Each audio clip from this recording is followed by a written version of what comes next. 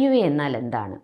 എല്ലാവർക്കും ഉള്ളൊരു സംശയമാണ്. ഇതെന്തോ വലിയ ചികിത്സയാണോ? ഒരുപാട് ചിലവാകുമോ ഇതിന് എന്നൊക്കെ സംശയം തോന്നാറുണ്ട്.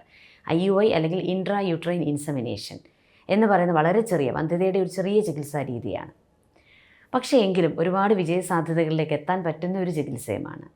IUI ചികിത്സയിൽ നമുക്ക് രോഗിയെ ആശുപത്രിയിൽ അഡ്മിറ്റ് ചെയ്യേണ്ട ആവശ്യമില്ല. അവരുടെ ദൈനംദിന ജോലികളോ കാര്യങ്ങളോ എല്ലാം അവർക്ക് തുടർന്നുകൊണ്ട് പോകാൻ കഴിയും.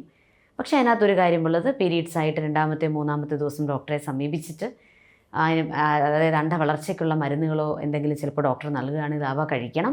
കൃത്യമായ സ്കാനിങ് പരിശോധനയ്ക്ക് വരേണ്ട ആവശ്യമുണ്ട്. കാരണം സ്കാൻ പരിശോധനയിലൂടെ അണ്ഡങ്ങൾ വളരുന്ന മനസ്സിലാക്കാൻ കഴിയും ഓവറിയിൽ.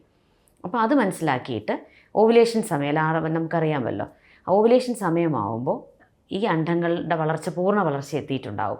ചില കുട്ടികൾക്ക് അത് 13 ആയിരിക്കും, 14 15 16ാമത്തെ ദിവസവും ആകാം പീരീഡ്സിൻ്റെ. അത് സ്കാനിൽ കൃത്യമായിട്ട് അറിയാൻ കഴിയും.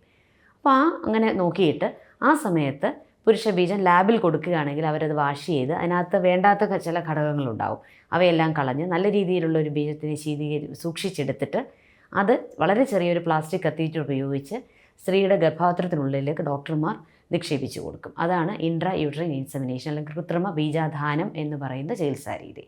ഈ ചികിത്സാ രീതി ഒരു പ്രൊസീജിയർ ഒരു മിനിറ്റോ 2 മിനിറ്റോ ഉള്ളൂ, വേദനരഹിതമാണ്, മയക്കമൊന്നും കൊടുക്കേണ്ട ആവശ്യമില്ല. ഇത് കഴിഞ്ഞ് ഒരു അരമണിക്കൂർ വല്ലതും റെസ്റ്റ് എടുപ്പിച്ചിട്ട് നമുക്ക് രോഗിയെ വീട്ടിൽ വിടാവുന്നതേ ഉള്ളൂ. വീട്ടിൽ പോയിട്ട് അങ്ങനെ ബെഡ് റെസ്റ്റ് ഒന്നും വേണ്ട, ഒരു മിനിമൽ റെസ്റ്റൊക്കെ എടുത്ത് മുമ്പോട്ട് പോകാൻ പറയാറുണ്ട്. ഇതോടൊപ്പം ചിലപ്പോൾ ഡോക്ടർ നിർദ്ദേശിക്കുന്ന ചില മരുന്നുകളും കഴിക്കാൻ പറയും. ഇത് കഴിഞ്ഞിട്ട് ഒരു 10-12 ദിവസം കഴിയുമ്പോഴാണ് നമ്മൾ യൂറിനോ ബ്ലഡോ ടെസ്റ്റ് ചെയ്ത് നോക്കിയാൽ ഗർഭിണിയാണോ എന്ന് മനസ്സിലാക്കാൻ കഴിയുന്നത്. അപ്പോൾ ഈ ചികിത്സയ്ക്ക് എല്ലാവർക്കും ഗർഭിണിയാകുമോ എന്നൊരു സംശയം തോന്നാം. ഇല്ല, ലോകമെമ്പാടും തന്നെ ഒരു 20-25% മാത്രമേ ഈ ചികിത്സാ രീതി കൊണ്ട് വിജയസാധ്യതയിലെത്താൻ കഴിയുകയുള്ളൂ. പക്ഷേ വളരെ ചിലവ് കുറഞ്ഞതും ബുദ്ധിമുട്ടില്ലാത്തതുമായ ഒരു ചികിത്സാ രീതിയാണ് വന്ധ്യതയുടെ. ആർക്കൊക്കെയാണ് ഇത് ഏറ്റവും കൂടുതൽ പ്രയോജനപ്പെടുന്നത്? പ്രത്യേകിച്ച് പുരുഷവന്ധ്യതയുള്ള ഒക്കെ സാഹചര്യങ്ങളിൽ, പുരുഷ ബീജത്തിൻ്റെ എണ്ണം കുറവ്, കൗണ്ട് കുറവ്, അങ്ങനെയൊക്കെയുള്ള പ്രശ്നമുള്ള ആളുകളിൽ, അതേപോലെ തന്നെ പോളിസിസ്റ്റിക് ഓവറി രോഗമുള്ള സ്ത്രീകളിൽ, അതുപോലെ തന്നെ ശരിയായ രീതിയിൽ ലൈംഗിക ബന്ധത്തിൽ ഏർപ്പെടാൻ പറ്റാത്ത ദമ്പതികൾ, ഇങ്ങനെയുള്ള ചില വിഭാഗക്കാർക്ക് ഈ ഒരു ചികിത്സാ രീതി അങ്ങേയറ്റം പ്രയോജനപ്രദമാണ്.